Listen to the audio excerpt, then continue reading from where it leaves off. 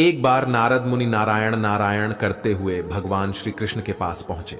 उन्होंने भगवान को प्रणाम करते हुए बोले, हे प्रभु, मुझे एक चिंता अंदर ही अंदर खाए जा रही है। तब भगवान श्री कृष्ण कहते हैं, हे देवर्षि नारद जी, आपकी वह कौन सी चिंता है, कृपया बखान करिए। तब नारद मुनि बोले, हे जगत के पालनहार, आपको तो सब कुछ पता है। मेरी चिंता का कारण यह है कि स्त्री और पुरुष विशेष इन दो रचनाओं में सबसे ज्यादा सुंदर कौन है, पुरुष या स्त्री। मित्रों, भगवान श्री कृष्ण मुस्कुराते हुए कहते हैं, हे नारद जी, आप निश्चिंत रहिए। आपकी यह समस्या मैं अभी दूर कर देता हूं, लेकिन उसके लिए आपको एक कथा सुननी होगी। अगर आप इस कथा को पूरा सुन लेते हैं तो आपको आपके प्रश्न का उत्तर मिल जाएगा। तब नारद जी बोले, ठीक है प्रभु, मैं इस कथा को ध्यान से पूरा सुनूंगा। तब श्री कृष्ण बोले, जो इस कथा को पूरा सुनेगा मैं उसके 10 अपराध माफ कर देता हूं। इतना कहकर भगवान श्री कृष्ण कथा को सुनाने लगते हैं। ये कथा आपके दिल और रूह को छू जाने वाली है। छोटे से गांव में एक उमेश नाम का लड़का रहता था। परमात्मा ने इसे बहुत ही सुंदर रूप से नवाजा था। वह अभी जवान ही था। जवानी की पहली सीढ़ी पर वह कदम रख चुका था। और यह तो आप जानते ही हैं कि यह अवस्था कितनी रौनकता भरी होती है। मन का भंवर सुंदर सुंदर फूलों पर बैठना चाहता है। उमेश को स्त्री ही संसार की सबसे सुंदर वस्तु लगती थी। सुंदर स्त्री को जाती देखकर उसका मन उसके बस में नहीं रहता था और वह अपना आपा खो बैठता था। उसके नजरों में सुंदर स्त्री ही संसार में कोमलता, मिठास और सजावट की प्रतिमूर्ति थी। जुबान पर स्त्रियों का नाम आते ही उसकी आंखें जगमगा उठती थीं, कान खड़े हो जाते थे। मानो ऐसा था जैसे किसी स्वाद लेने वाले रसिक ने कोई सुंदर गाना सुन लिया हो। उसने यहां तक एक सुंदर स्त्री की मन में ही कल्पना करके उसकी मूर्ति को अपने मन में बिठा लिया था। मित्रों, हर कुंवारे व्यक्ति का यह सपना रहता है कि उसकी होने वाली धर्मपत्नी बहुत सुंदर हो, उसका ऐसा रंग रूप हो, ऐसा यौवन हो। मित्रों, श्री कृष्ण कहते हैं, हे देवर्षि नारद, सभी अपने अपने कल्पना के अनुसार अपने लिए एक बहुत ही सुंदर स्त्री की तस्वीर अपने हृदय में बसा के रखते हैं, चाहे लड़की हो या लड़का। हर व्यक्ति अपने सपनों में एक सुंदर राजकुमार या राजकुमारी को सोच कर रखते हैं। मित्रों, कृष्ण कहते हैं, है देवर्षि नारद, वैसे कल्पना में तो हर व्यक्ति सुंदर चीज ही सोचता है, चाहे स्वयं कितना ही कुरूप क्यों ना हो। उमेश बाबू भी हर वक्त अपने मन में एक खूबसूरत लड़की की तस्वीर बनाकर रखता था। सोचता था कि मेरी होने वाली धर्मपत्नी बहुत सुंदर होगी। उसका कोमल बदन बिल्कुल फूलों की तरह ही होगा, कोयल जैसी बोली होगी, हिरनी जैसी आंखें होंगी, चांद की तरह उसका सुंदर मुख होगा। उसके पूरे शरीर का ढांचा एकदम मन को मोह कर देने वाला होगा। इस तरह वह अपनी जीवन संगिनी के बारे में कल्पना करते रहता था। मित्रों, धीरे धीरे वह वक्त भी आ गया। स्कूल शिक्षा पूरी हो गई और अब उनके लिए रिश्ते भी आने लगे। एक दिन उमेश बाबू के मामा उनके लिए एक रिश्ता लेकर आए और शादी तय हो गई। उमेश बाबू ने अपने घर वालों से कहते हैं कि मैं पहले लड़की को देखना चाहता हूं। यदि मुझे लड़की पसंद होगी तभी मैं विवाह करने के लिए राजी हूंगा। तब उनके मामा ने कहा, बेटा, लड़की के तरफ से तुम बेफिक्र हो जाओ, लड़की हमने देखी हुई है। लड़की हकीकत में काफी ज्यादा सुंदर है। मामा के मुख्य से लड़की की प्रशंसा सुनकर उमेश बाबू को लगा, चलो, यदि अगर मामा कहते हैं तो लड़की जरूर खूबसूरत ही होगी। और फिर उमेश बाबू ने शादी के लिए हां बोल दिया।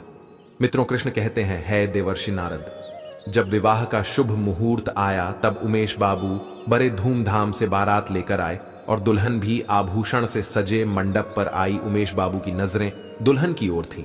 उसे घूंघट में चेहरा तो दिखा नहीं, मगर हाथ पैर की उंगली दिखाई दे रही थी। मेहंदी से सजे हाथ पैर बहुत गोरे और सुंदर लग रहे थे। उसे देखकर उमेश बाबू अपने मन में फूले नहीं समा रहे थे।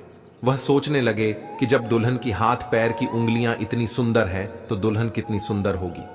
अब विवाह का कार्यक्रम संपन्न हुआ। वधू की विदाई हुई। डोली में बैठकर दुल्हन ससुराल जाने को चली। उमेश बाबू की खुशियां बढ़ती चली जा रही थीं। वह यह सोच रहे थे कि काश एक बार दुल्हन का चेहरा देखने को मिल जाता तो इच्छा पूरी हो जाती। चलते चलते रास्ते में कहारों ने जब पालकी रोकी और जलपान करने में लग गए, इतने में उमेश बाबू को मौका मिल गया। वह चुपके से पालकी के पास गया और जब दुल्हन अपना घूंघट हटाकर पालकी से बाहर झांक रही थी और तभी उमेश की निगाह दुल्हन के चेहरे को देखती है।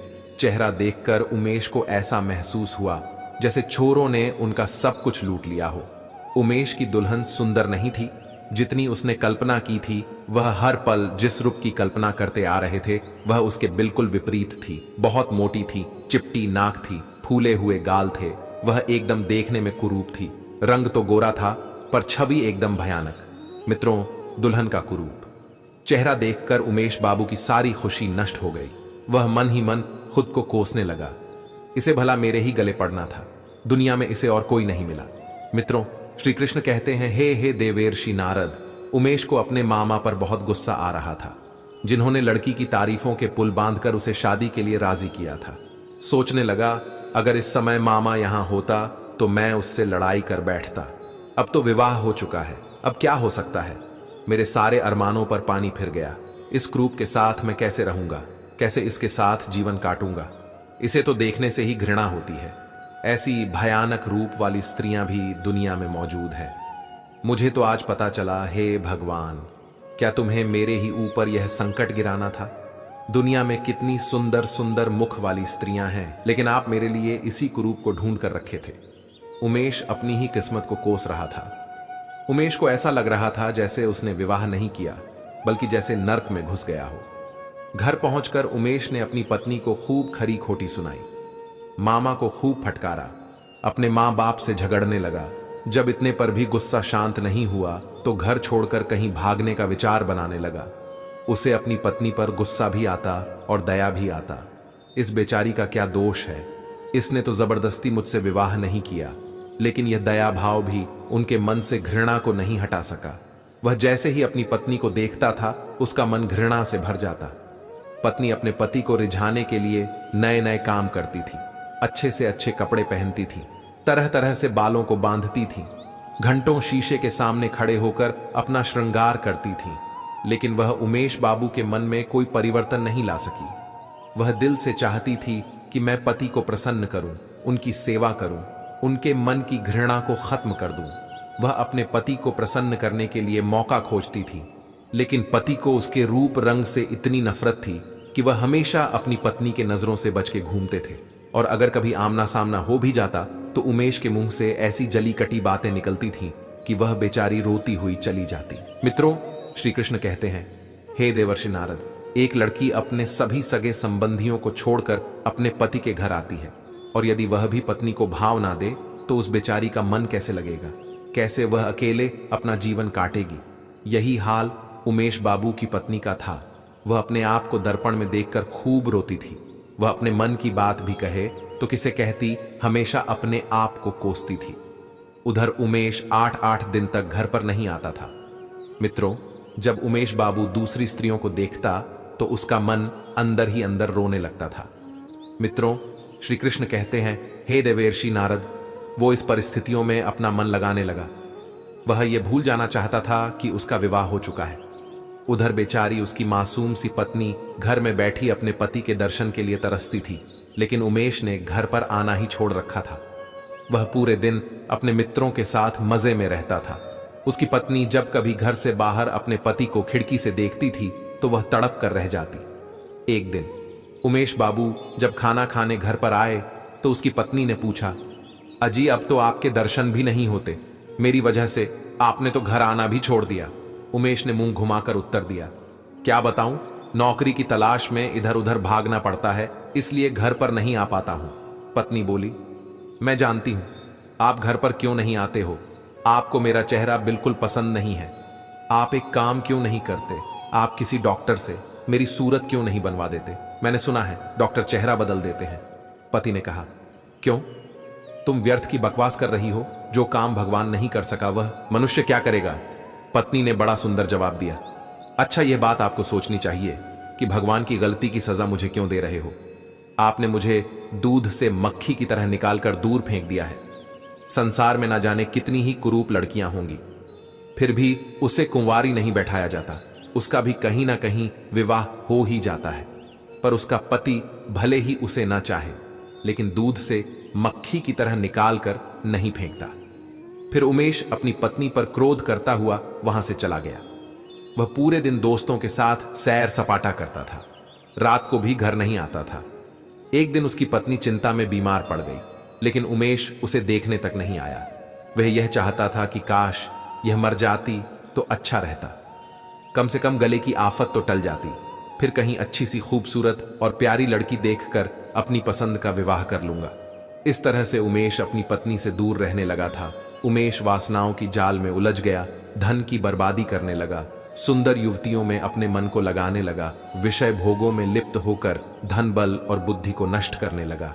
धीरे धीरे उमेश का चेहरा पीला पड़ गया, शरीर पर कमजोरी आने लगी, पसलियों की हड्डियां दिखने लगी, आंखों के नीचे गड्ढे पड़ गए, चेहरे का रंग भी उड़ चुका था, किसी भयंकर रोग के लक्षण दिखने लगे थे। एक दिन उमेश की पत्नी अपने पति के विचारों में बरामदे में लेटी हुई थी। कई दिनों से उसकी पत्नी ने उमेश की सूरत नहीं देखी थी। उसने डरते डरते किसी के हाथों उसे बुलाया और सोचने लगी, आएंगे तो वैसे भी नहीं, कहने में क्या जाता है। किसी ने जाकर उमेश को बताया कि तुम्हें तुम्हारी पत्नी ने बुलाया है। आज उमेश के मन में कुछ दया का भाव था। वह जाकर पत्नी के सामने खड़ा हो गया। जब उमेश की पत्नी ने उमेश के चेहरे को देखा तो वह चौंक पड़ी। उमेश बहुत कमजोर हो चुका था, चेहरा पहचान में नहीं आ रहा था। उसकी पत्नी पूछने लगे, तुम बीमार क्यों हो गए? तुम तो मुझसे भी ज्यादा कमजोर हो गए हो। उमेश कहरता हुए कहने लगा, मेरी जिंदगी में अब रखा ही क्या है जिसके लिए मैं जीने की फिक्र करूं। उमेश की पत्नी बोली, चिंता करने से कोई इतना कमजोर नहीं हो जाता, तुम्हें कोई बीमारी है, तुम इसका इलाज क्यों नहीं कराते? इतना कहकर उसने पति का दायां हाथ पकड़कर चारपाई पर बैठा दिया। उमेश ने भी अपना हाथ छुड़ाने का प्रयास नहीं किया। उसका स्वभाव आज नरम लग रहा था। उसकी बातों में क्रोध और अकड़ नहीं थी, उसकी आंखों में आंसू थे। उमेश ने कहा, मेरी दवा, अब मेरी मौत है। मैं अब अधिक दिन तक नहीं जीऊंगा, मुझे किसी भयंकर रोग के लक्षण लग रहा है। डॉक्टर ने भी यही बताया है। मुझे इस बात का बड़ा अफसोस है कि मैंने तुम्हें बहुत दुख दिया, मुझे क्षमा करना मित्रों। श्री कृष्ण कहते हैं, हे देवर्षि नारद। उसका पति आगे कहता है, कभी कभी बैठे बैठे मुझे बेहोशी आ जाती है। उमेश इतना कह ही रहा था कि अचानक उसके हाथ पैर कांपने लगा और उसके पूरे शरीर में सनसनी सी दौड़ गई। उमेश मूर्छित होकर चारपाई पर गिर पड़ा और हाथ पैर पटकने लगा, मुंह से लार निकलने लगी, पूरा शरीर पसीने से तरतर हो गया। पति की बिगड़ते हुए दशा को देखकर पत्नी अपनी बीमारी भूल गई, क्योंकि मित्रों श्री कृष्ण कहते हैं, हे देवर्षि नारद, काफी दिनों से वह भी बीमार थी। वह एकदम फुर्ती से उठी और उसके मुंह पर पानी के छींटे लगाने लगी, फिर पंखा लगाई, परंतु उमेश ने आंखें नहीं खोला। शाम होते होते उमेश का मुंह टेढ़ा हो गया, बायां अंग शून्य पड़ गया, उसके मुंह से आवाज भी नहीं निकल रही थी। दोस्तों, वह मूर्छित नहीं हुआ था, उसे लकवा मार गया। लकवा के भयंकर रोग से रोगी की सेवा करना आसान काम नहीं है, लेकिन उसकी पत्नी पूरे तन मन से पति की सेवा में लग गई। वह खुद की बीमारी को भुलाकर अपने पति की सेवा करने में व्यस्त थी। दिन दिन उमेश की हालत बहुत ही गंभीर होती जा रही थी। उसकी पत्नी पूरे दिन रात पति को थामे बैठी रहती थी, उसके लिए आहार बनाकर देती, गोद में लिटाकर दवा पिलाती थी, उसके इशारों को ध्यान से समझती थी। मित्रों, उसकी पत्नी को स्वयं बुखार था, दर्द से सर फटा रहता, फिर भी वह अपने कष्ट को भूलकर पूरी जिम्मेदारी के साथ अपने पति की देखरेख करती थी। मित्रों, श्री कृष्ण कहते हैं, हे देवर्षि नारद, समय बीतता गया लेकिन उसकी हालत में कोई सुधार नहीं आया।